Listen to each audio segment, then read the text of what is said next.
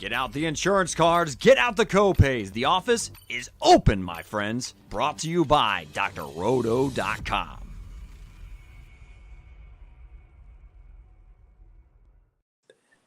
Hey there, everybody, it's Dr. Roto. Get out the insurance cards, get out the copay. The office is open, my friends. It is Wild Card weekend.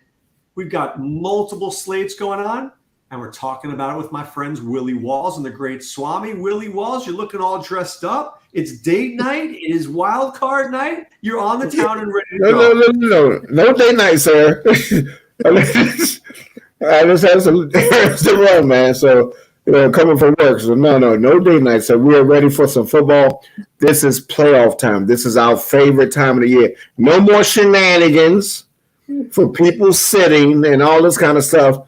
The best of the best is going to come out, and we're going to give you some edges in these games here. We love the playoffs. We always excel in the playoffs. Now, Swami, you are the head of the sniper division here, the one shot, one kill division here. So you said these are your slates. This is when you shine, my friend.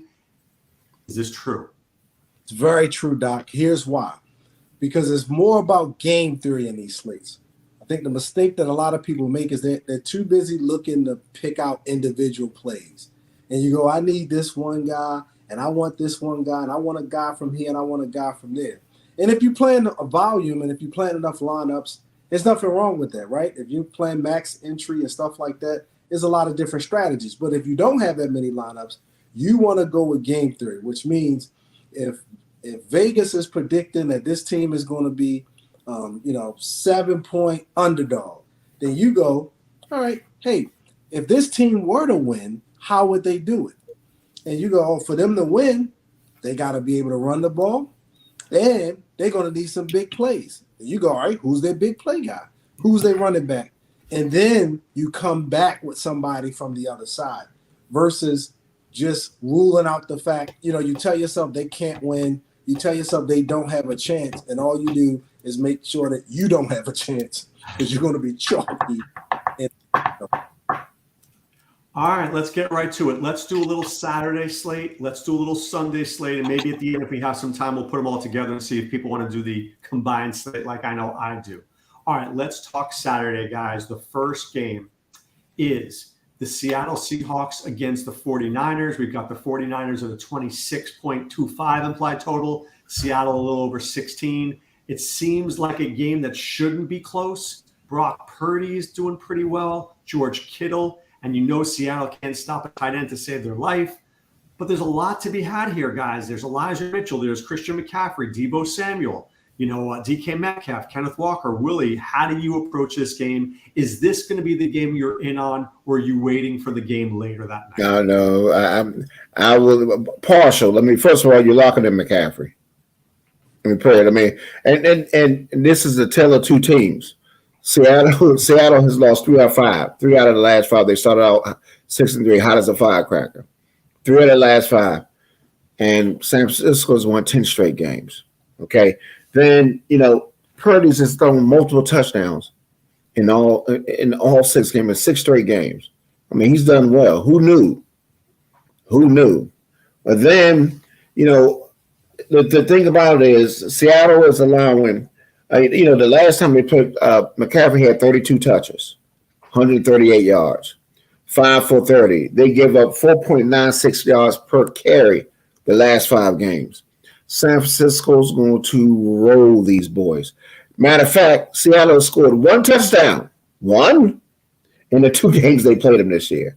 So that being said, man, the interesting 2-game slate is this. After looking at some things, I love the next game for both sides. And I'll tell you the reason why when we get there. But the interesting thing is it's not a bad strategy to play Elijah Mitchell and McCaffrey in the same lineup. I like that strategy. It'll be a little different, playing them both. Because I just think, I didn't see Elijah Mitchell's price on DraftKings. You know what his price is, Swami? What's his price? Mitchell, yeah. Mr. Mitchell he's 4,700. Yeah, I don't mind having a lineup. Like if I did 5 lineups, which I probably do 5 lineups for the slate, I'll have him in one lineup with McCaffrey, But having don't them you both in the feel, same Willie, lineup. I want to talk about strategy here for a second. When you put two guys on the same team in the same lineup, I mean, maybe you can do it in a 2-game slate, but don't you feel like you're capping yourself? You're not giving yourself the upside that you need to take down a tournament? Yeah, I'm saying in a 2-game slate. You know, this is a 2-game slate. This is a way to be different in a 2-game slate. Now, I'm not saying that I said out of 5 lineups that I have, I'm gonna have this. I'm gonna have him in one of the lineups when I do this. You know, who knows? They might run for 4 touchdowns. Elijah Mitchell get those 2 goal line touchdowns that they smash them. It makes sense, and then you get all the high plays in the next game. So, I mean, the thing that I like here, I think for me, to be honest with you, with San Francisco, it's too spread out for me. I mean, they got a lot of weapons. You know what I mean? That's why I'm focusing on the running backs. I don't, you know, the person I'll be more interested in catching the ball is Kittles. He's their favorite guy. The last 4 games, he scored 7 touchdowns. Seattle's weak against the tight end. So when it comes to, you got Debo coming back. They just got a lot of people that could get the ball. To me, if I had to play, my 2 favorite things in this game is the 2 receivers. The 2 running backs for San Francisco, Kittles. Now, on the other side, I say this. A contrarian play could be Mr. Lockett, and he has done decently against them. One thing you can do against the 49ers is you can throw the ball. You can. Now, I'm not saying that I'm going to have a lot of it, but I just think Lockett is an interesting GPP option in this game. You know, but for me, I'm not going to take any San Francisco wide receivers. That's a no-go. If I'm going to play anybody, it's going to be Kittles, because Kittles, he eats them up. He eats them up. He eats them up, and he is Purdy's favorite weapon. Swame, is this the game where you want one piece, 2 pieces? Because I know we all like the game later that night, right? You got to like that game. That's the high-scoring game. How deep will you go into this Seattle-San Francisco game? Well, first, I think Walls was spot on. Not only is he dressed like a college professor, he sure gave a dissertation there too. He covered everything. My goodness, he didn't leave any room. There's no room on the plate for me to operate. I'll say this. I think that we're all thinking the same thing. Seattle doesn't have a chance. I think most people are thinking Seattle doesn't have a chance. So GPP conventional wisdom says, ha ha. What if they come out and they get a couple of turnovers? What if they come out and they hit a couple of deep balls? What if they come out and they actually get up on San Francisco and San Francisco isn't able to just run all over? Because, not that I disagree with Willie, I'm just giving another thought. And I'm saying, what if? And to me, what's going to take it down is unlikely. It's not like McCaffrey, just like Willie said. Everybody's going to have McCaffrey. That's why he said the leverage play is in playing Mitchell with him. In the event they get up early, Mitchell's running the ball in the second half, he ends up with 80, 90 yards and 2 scores. Kind of like what we saw last week, right? That possibility is one to give you some leverage. But other than that, I think you got to look at these teams that are not favorite, these teams that we think going to be cheats, and you better pick out that player on their side that's going to have some fantasy production or 2 if you plan to win. How highly owned, Swame, do you expect Mitchell to be tomorrow? I'm thinking, give me a number. 15%? I don't think 15%. I think 7. Yeah. 7? Yes. Yeah, I don't think 15. Oh, all right. I don't know. I think it's a smart play because it feels like a leverage play because everybody's going to be on McCaffrey, right? So you're already breaking yourself from the crowd if you fade. Can you fade McCaffrey? The ownership I'm looking at has Mitchell being higher owned than McCaffrey. I find that hard to believe. I find that hard to believe too, unless it's on FanDuel. They got it 28-22 for DK ownership, 28% to 22%. Nah, so yeah. Oh, let me look real quick. Hold on. Yeah, I just don't agree with it. Give me a... Yeah, I don't see that. Let me look at this real quick. Hold on. But my problem with this, Yeah, let me get on the site. And he looks it up to himself.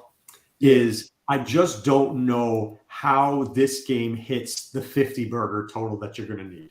Whereas I know the Jacksonville Chargers game can hit that 50. I know. And that's the thing, Doc. Everybody knows that. So you have to figure out what is the game, what does the 50 game look like for these two teams? And we got to play that. Because when everybody's thinking it won't, that's what it does. That's how this thing works, Doc. You've seen it at not necessarily just totally being totally contrarian, but in a 2-game slate and these showdown slates, you have to be thinking just a little bit outside the box to be able to put together a lineup that's going to actually take it down. Unless you want to be top 747. No. See, they got they have McCaffrey at 61%, and Elijah Mitchell is 23%. Now that's more like it. Can you fade McCaffrey and make money? Hell no. No. I mean, listen. If you get fortunate and he breaks his leg, something like that. But if I'm not saying that's no. I'm just saying that's the only thing. Listen, I watched the game against the Rams last week. Man, hold on.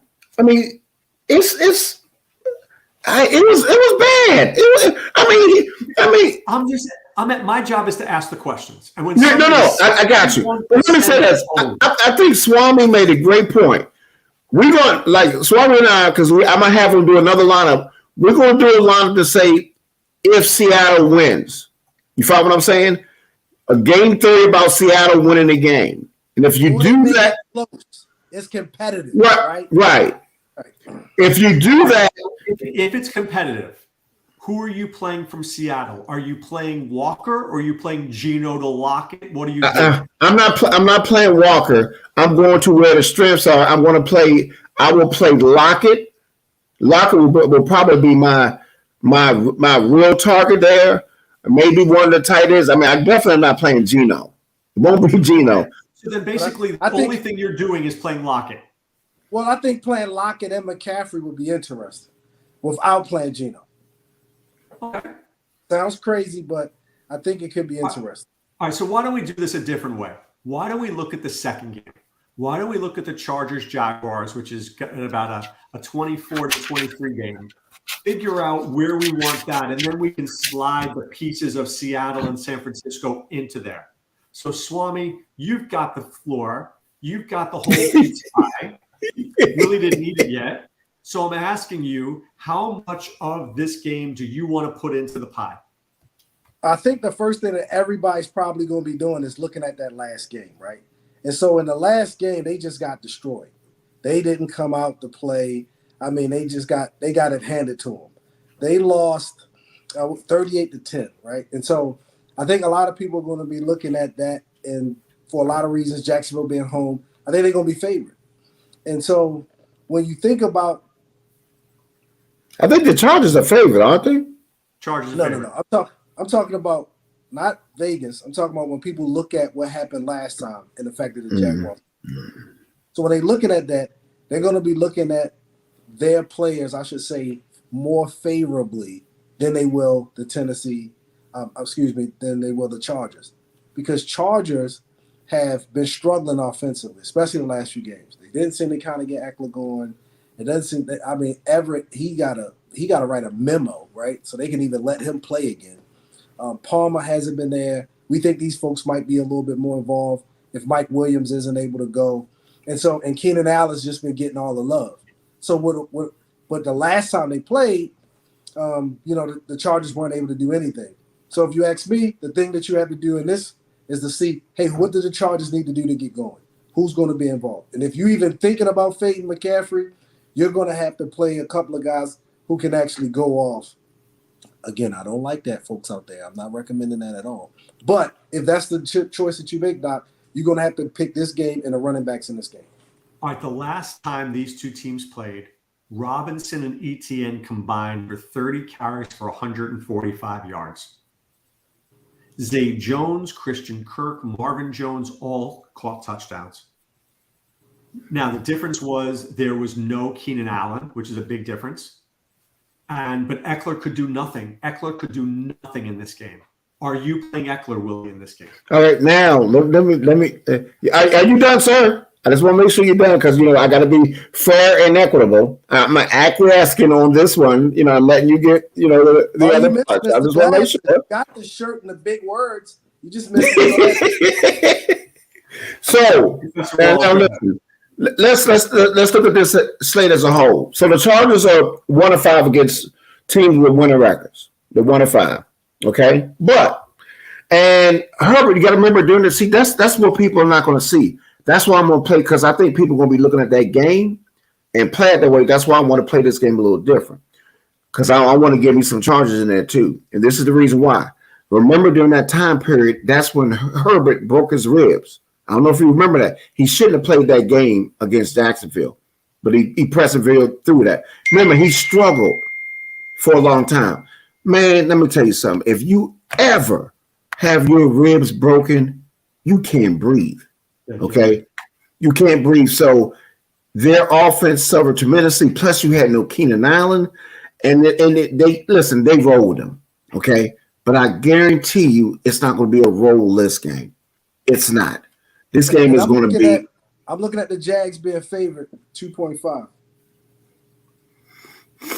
Yeah, you know what that means? That means Mike Williams is out.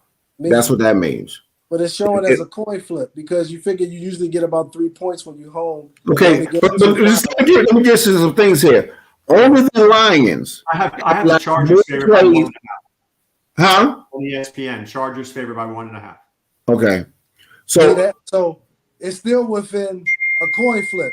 That's basically a pick 'em. I'm sorry, Willie. I'm just throwing out. Yeah. Only the Lions have given up more plays of 30 plus yards. San Diego's given up. San Diego has given up a lot of plays over 30 yards. They've given up 33, Lions 34. Let me ask a question, Willie. Is Travis Etienne a must start because the Chargers? Absolutely. Let me tell you why he's a must start. The Jags, now let me see.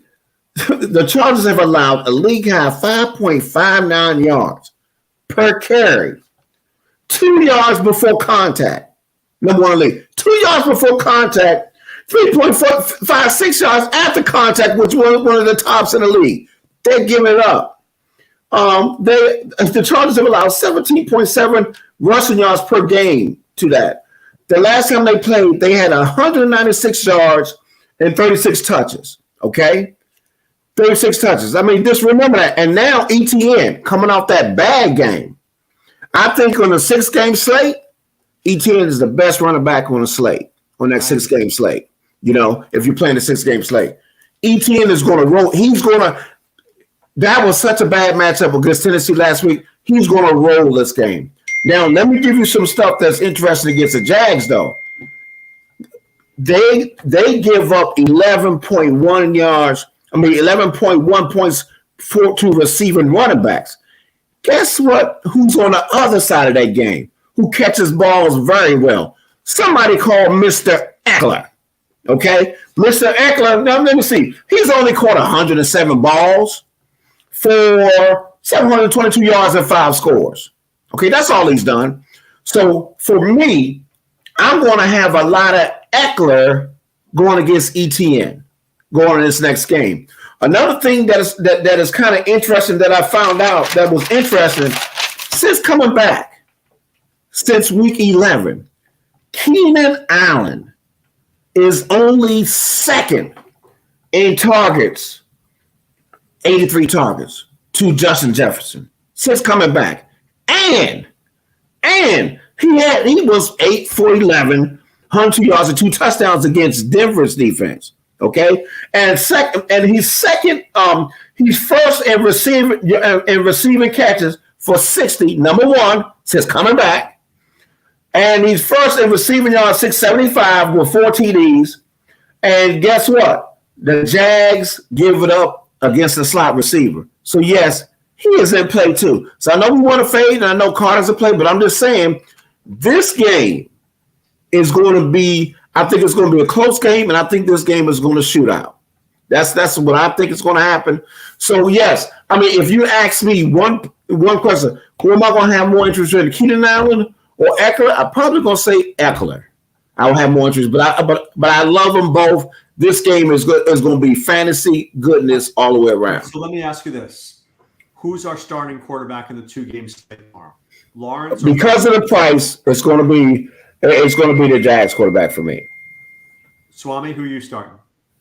I think Lawrence because of price, but if Willie is such a fan of Chargers, I don't see how he wouldn't play Herbert at least once. Because he's saving $900. Let me ask you this: can we get McCaffrey, Etienne, and Eckler into a lineup tomorrow? Yes. If I do that, would I go? Let me ask you this: could I get McCaffrey, Eckler, Etienne, Herbert, and Allen into a lineup? I haven't tried that yet, but I'm sure it will. Huh? What if I can get a lineup? I'm just throwing this out to you, right? Herbert, McCaffrey, Eckler, Keenan Allen, Zay Jones, Marvin Jones, Colby Parkinson, Etienne, and the 49ers. It's not bad, but I think Parkinson might give you. I understand what he's been doing. I see what he's doing. I see what he's doing, but he's going against San Francisco. I mean, if you want to play him, you might get a little chlamydia, but that's okay if you're going to try to do something like that. But you can't get. Would you play Palmer?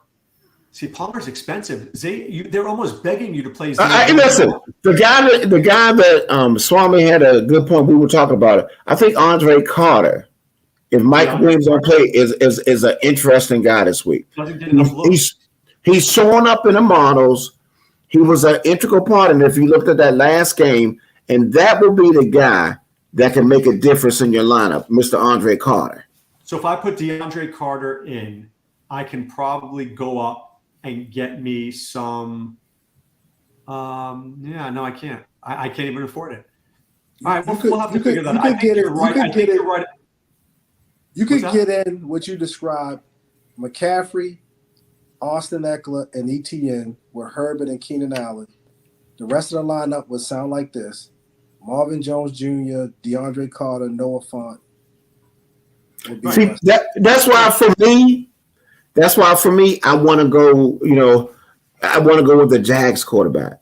I just think that he has more upside to do something at that price point. He's playing at home, and because I need to save the $900 because I want to be doing that kind of stuff tomorrow. I want to save the $900. Put Trevor Lawrence in that same bill we were talking about. You're able to take out Marvin Jones and get up to Zay Jones, and that's a big difference. That's a huge difference. So then your receivers would be Keenan Allen, Zay Jones, and DeAndre Carter. Right. That I like.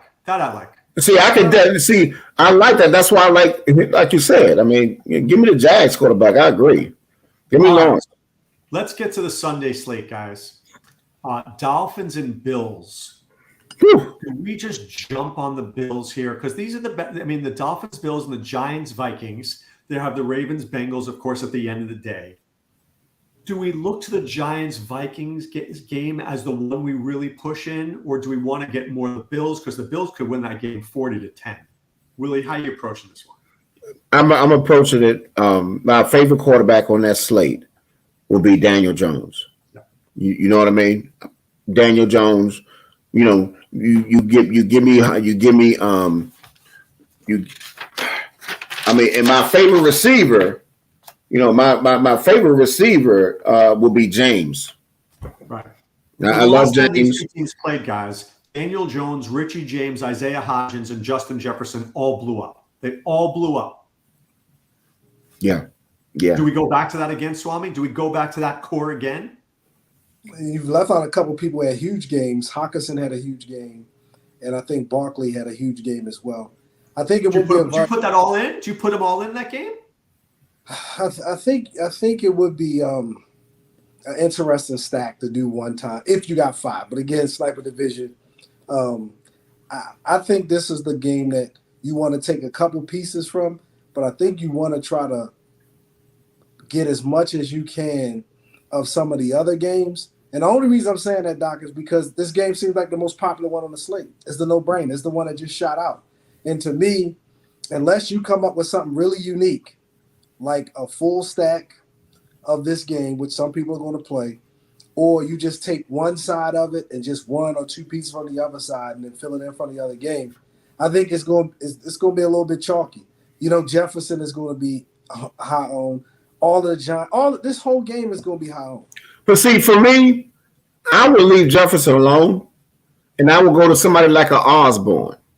I would go with somebody like an Osborne who's been quiet, has been kept, has been a very integral part of Minnesota's game in his last few games. I mean, he's been taking a lot of stuff from Thielen. I think Osborne will be interesting because I would want to save my money because I still like parts of that Cincinnati game, and then also you want parts of that Buffalo game. Hold on, glasses coming off. The one game, look deep into my soul, people out there. The one game you don't want no parts of. You talk about milk. You talk about grade A. I mean pure milk. It's Cincinnati and Baltimore. Somebody has to score. Yeah. Fantasy listen. Back and forth. No, it's not a back and forth. It won't be any of that. Won't be any fantasy goodness, no back and forth, no pace, a slugfest.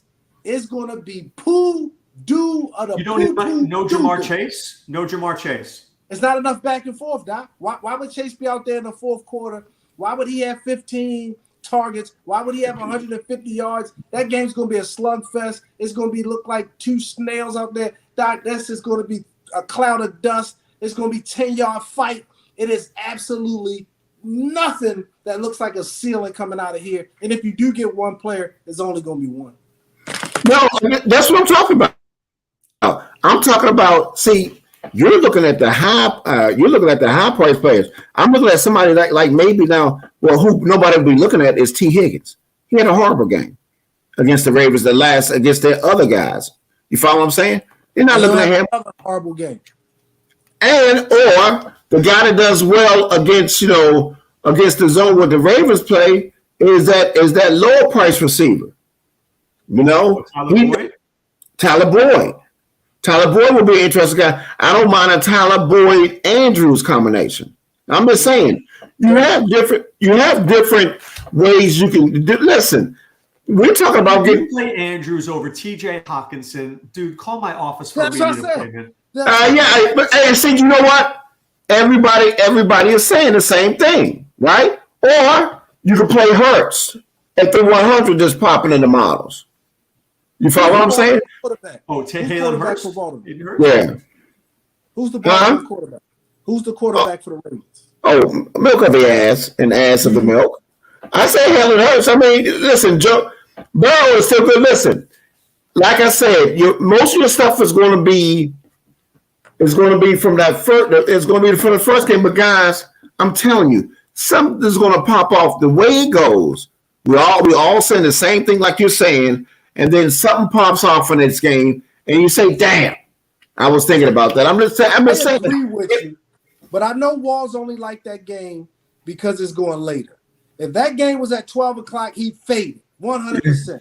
But because it's going later, he won't come with all. No. First of all, it is no fantasy goodness. It's 10-yard fight. Listen, all I'm saying is this: the Tyler Boyd is an interesting guy, and I just think that Andrews is an interesting guy going against the Bengals defense. That's all I'm saying.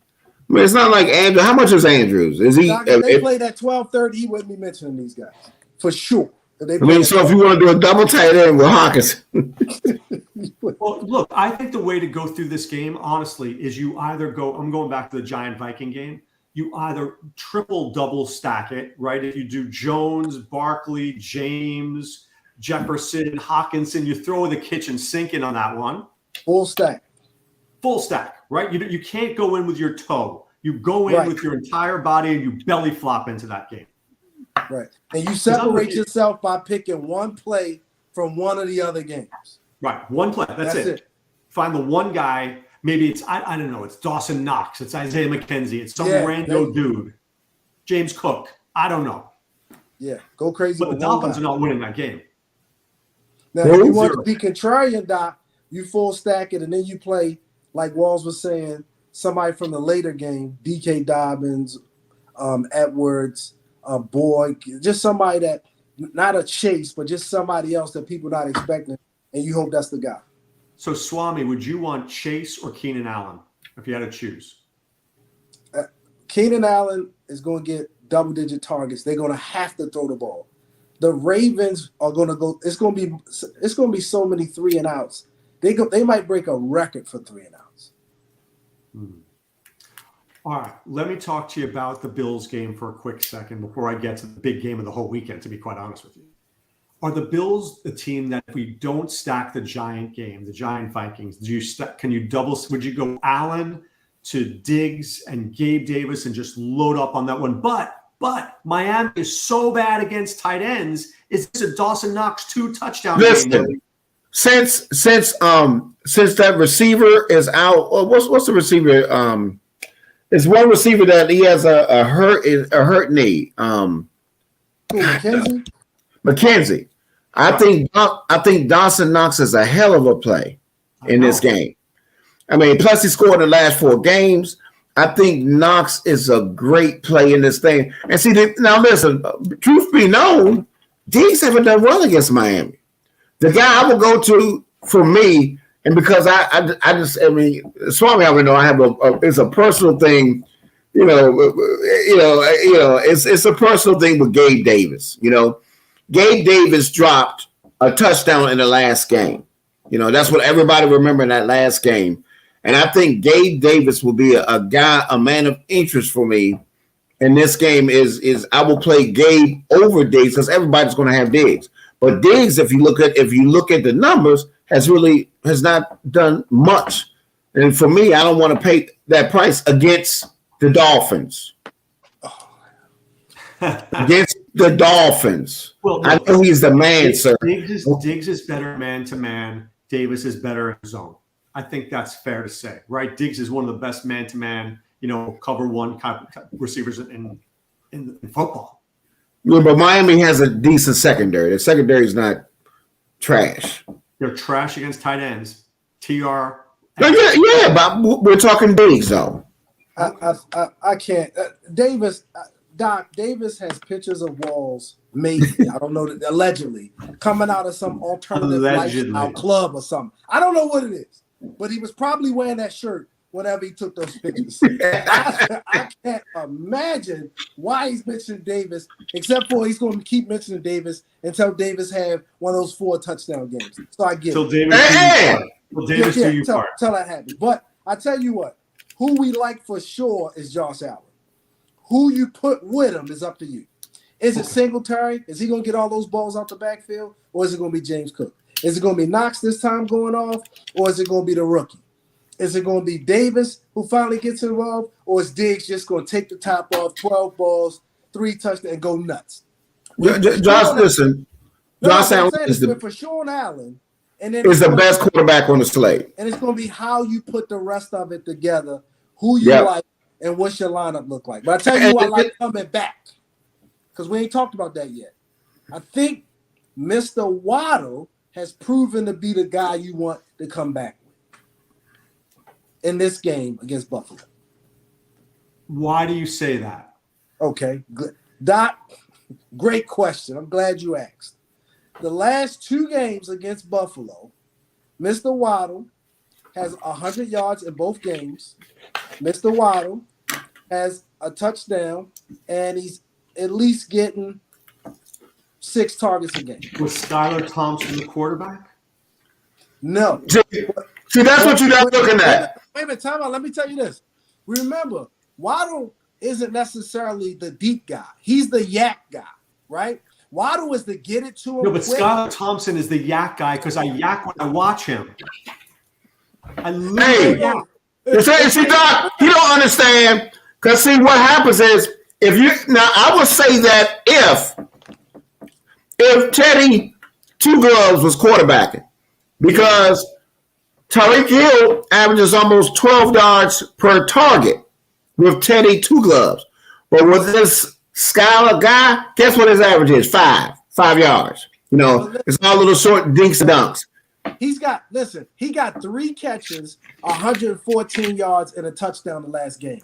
Most of that's yak. All I'm saying, all Skyler got to do is be able to throw a 10-yard pass in the NFL. But with the guy I would be interested to come back on is where Buffalo struggles a little bit is Wilson, against the run.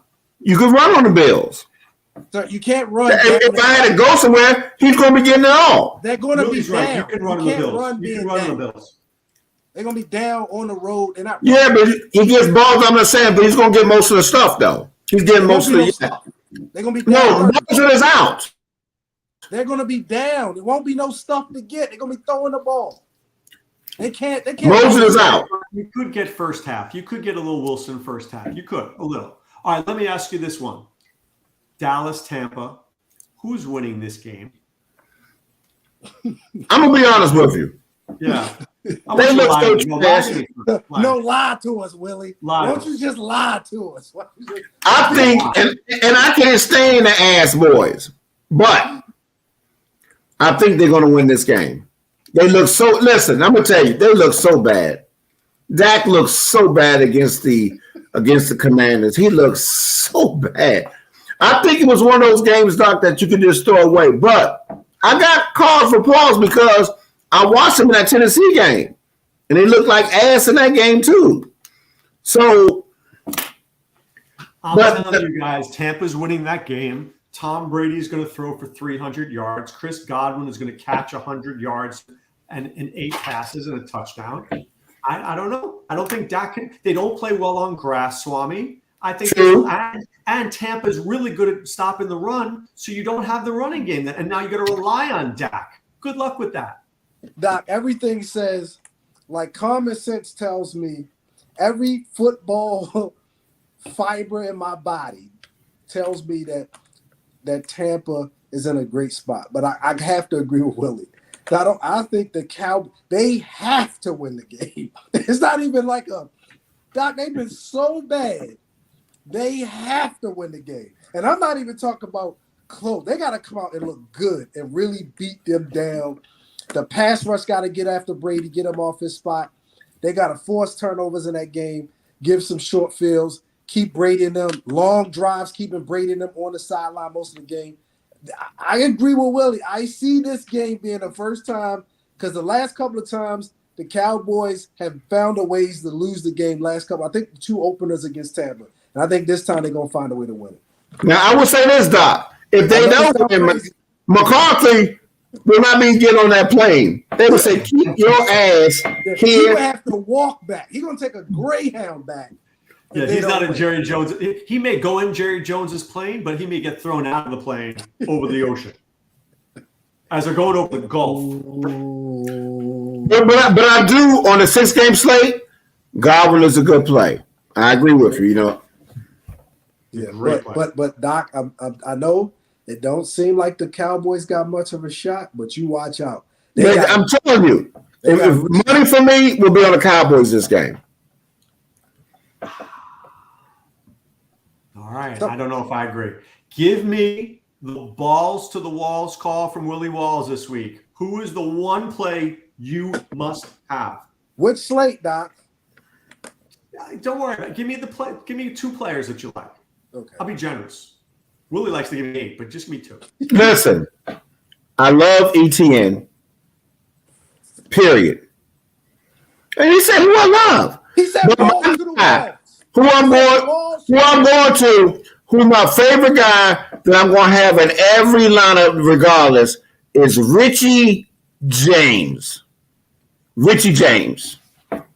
That's easy. That's Swami says. That's not chalk, sir. If I can be that chalk, can I be as chalky, please? Can I pick somebody yes, just you as can. chalky? Yes, you can. Who you got? Okay. So I think a good play this week that nobody's looking at A very interesting play is going to be Christian McCaffrey. See how silly you sound? He's good. See how silly. Listen,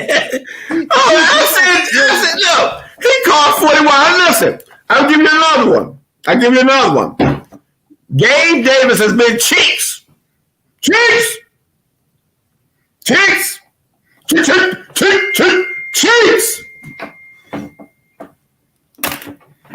Have you like that one? Yeah, I think that's a much better. I'll accept Gabe Davis. I think that's not a bad one. Doc, we can accept that one. I think I'll take that. So I'm gonna give him one. I'm gonna give him a Swame says. I'm gonna go with this guy named Gallup. We talked about the upset. We talked about the potential for them to really come out. I want to light my money on fire. Hold on. Doc, you want a deep sleeper in that game, or you want chalk? I'm going into the annals. I'm going to give you a sleeper in that game that nobody's playing. Uncle Lenny Fournette. That's not a sleeper, Doc. Leonard Fournette gonna get about 9 balls off the backfield, and he's gonna get most of the carries. Come on, that's right. But nobody's playing. Who's gonna play Uncle Lenny? Nobody likes him. I think Gallup, and I'll give Willie Davis, even though he picked up every slate, is a little bit deeper sleeper than Fournette. Come on, Doc, give us one. Doc. It is deeper. But I'm just saying that he's going to be overlooked. Okay, that's fair.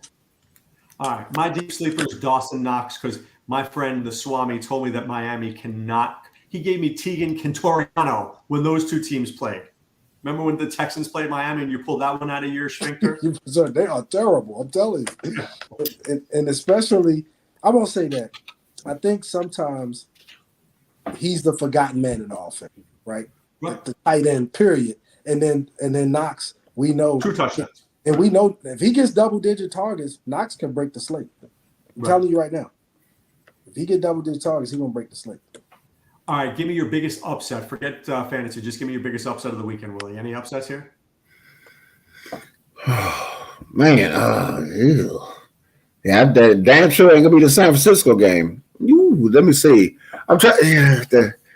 Well, I mean, will you call us upset if I think the Giants going to win? No, I think the Giants are going to win too. I think the Giants are going to win. I like the Giants. Swami, what's yours? I think my Ravens could probably be the biggest upset. Sorry. Okay. Remember that. Remember I said it here, Doc. Remember, we rested a bunch of people, still played them well, beat them the first time. This is a divisional opponent. They know each other. I don't think it'll be pretty. It won't be fantasy goodness, but the Ravens can win this game. Dude, it'll be fantasy assness. Joe Burrow does not lose in playoffs, like not to the Ravens, maybe to the Chiefs, maybe to the Rams. No. The Chiefs don't want to see Burrow. Burrow eats them up. He eats the Chiefs up. He does. They don't want to see Burrow. Burrow got to get. Because the matchup is all about matchups. Against them, you cannot handle those 3 receivers, the Chiefs. So if they see them, they're in trouble. Where's my skull? He's got to come through the town first. So we're not trying to hear that. Y'all lucky. I think I put my skull. I'm so done. All right, time now to put away the insurance cards, put away the copay. The office is closed, my friends. We wish you so much luck. We hope you win. For Doc, Willie, and Swami, what do we say, guys? Be well and take care. Thanks for stopping by the office. Get your fantasy prescription by subscribing to the channel and checking out drroto.com. And until the next visit, be well and take care.